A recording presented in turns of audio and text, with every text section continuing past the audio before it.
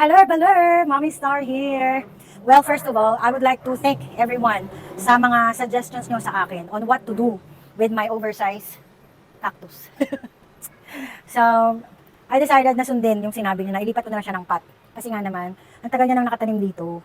Tsaka, parang ang hirap naman na putulin mo lang siya for nothing. Lumaki nga siya ng ganyan, di ba? So, I decided na tanggalin siya dyan, tapos ilipat na lang to another pot. So, this is going to be tough kasi yung mga handy helpers ko not available today. So, I will do it myself.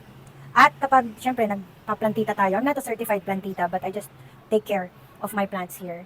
Kasi, di ba, nakaka-fresh ng ambience natin. At saka, wow, ang ganda ng hangin. Sana wag hanginin yung phone ko. I'm using again the Boya microphone if you can see. Yes!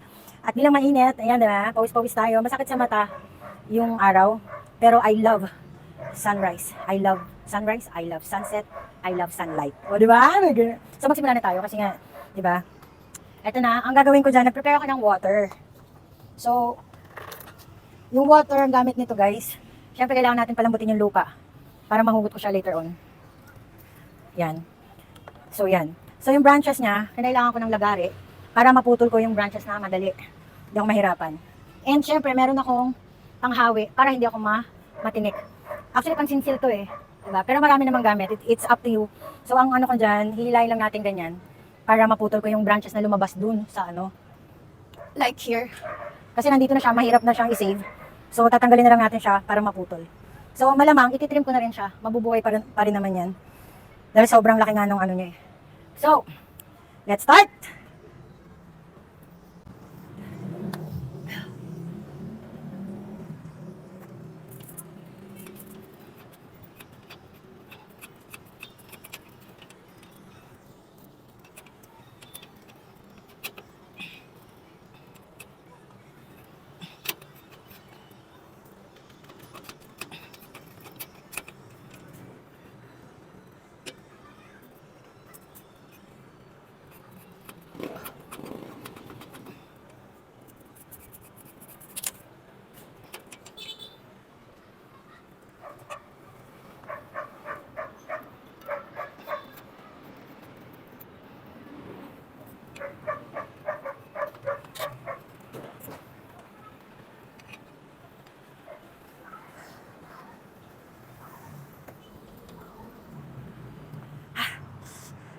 Success.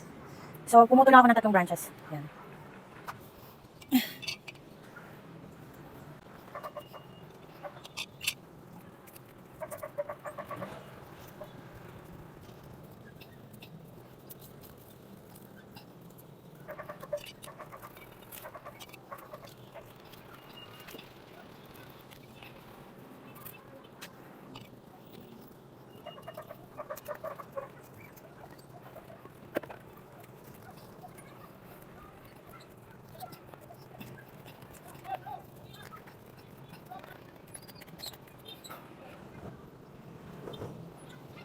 Ayan nga, so guys, medyo lumuwag na siya dahil pinalambot ko na yung lupa. So, kailangan natin magtanggal ng konting plants, pero babalik din natin yan.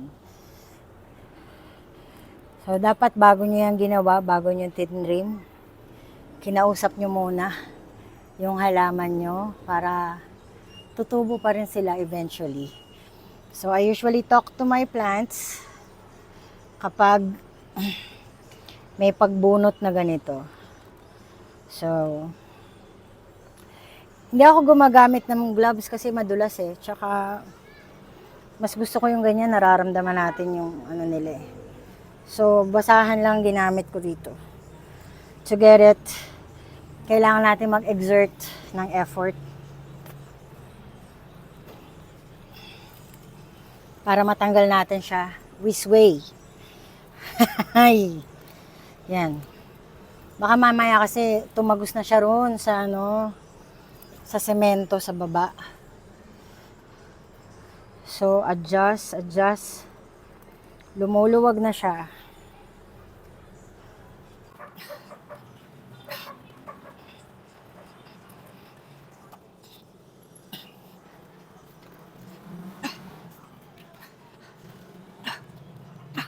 Almost there. Let's do this.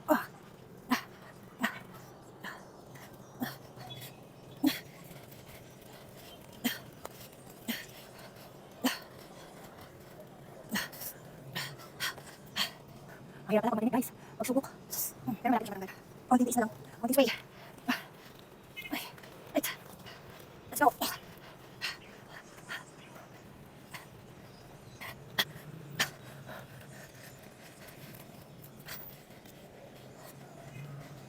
Wait ako guys. Yan na, malapit na guys. Grabe, ako pala naman yan. Ugat.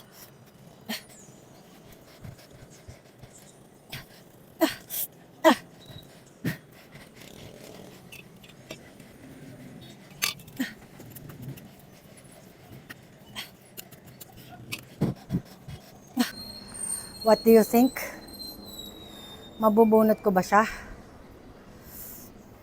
Or I'll be forced to cut it? Oh my G. Kailangan ko tubig. Buti may baon ako. Okay. Yan ang choice.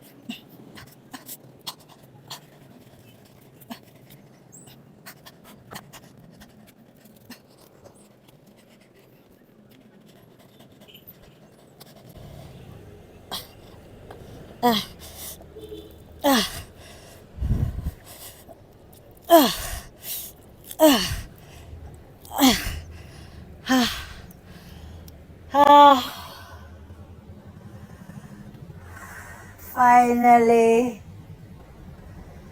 Yes.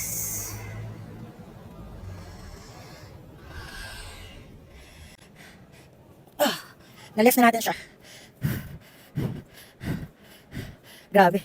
Ang laki-laki na ugat niya.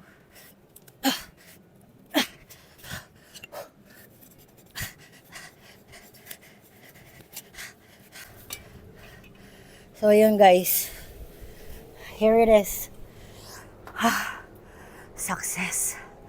Oh my GRR. Can you imagine? Okay. So yan, halo-halo lang natin guys. Papasalamat ako doon sa mga nag-comment kasi iniisip ko na talaga siyang putulin. Kaya lang, di ba, nabuhay nga siya for the longest time dito sa plant box ko. Kasi ganyan lang siya kalit dati. And it grown na kasing laki ko. Imagine, ganun katagal siya nabuhay dito, tapos puputulin ko lang. Di maganda. Kailangan pag may halaman talaga, maganda rin ang samahan nyo. Parang relasyon lang yan. May paghugot.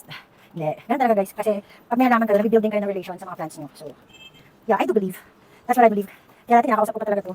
Noong kasi pandemic, ang daming time, di ba? So, naging close kami ng mga halaman ko at that time. So, ganyan. Check muna guys kung may mga naiwan pang stem or roots ng old plants para syempre maano natin siya. Yan.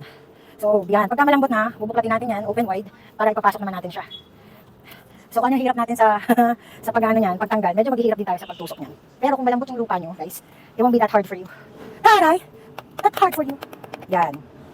So, given na yung guys, ganyan talaga ang mga plantito at plantita. Sinatsaga yung kanilang mga halaman para sa ekonomiya. Okay, ready na siya. Ready na siya sa gitna. Malambot na yung ano niya, lupa. Okay, ito na guys. Ano? Okay, let's do this. Yeah. Parang mas bagay nga siya rito, no? Pero the thing is, kailangan lang natin siyang ibaon ng husto. Okay.